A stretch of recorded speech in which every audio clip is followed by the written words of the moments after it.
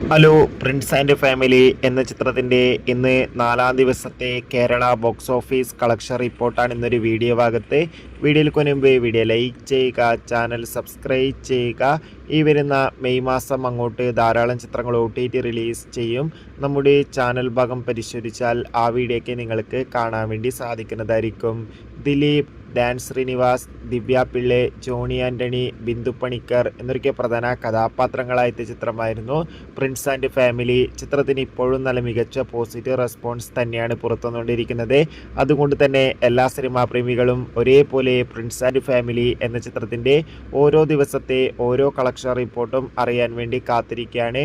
Finally ചിത്രത്തിൻ്റെ ഇന്ന് 4-ാം ദിവസത്തെ, അതായത് തിങ്കളാഴ്ച ദിവസത്തെ ഏറ്റവും പുതിയ കേരള ബോക്സ് ഓഫീസ് കളക്ഷൻ റിപ്പോർട്ടൊക്കെ പുറത്തുവന്നിരിക്കുകയാണ്.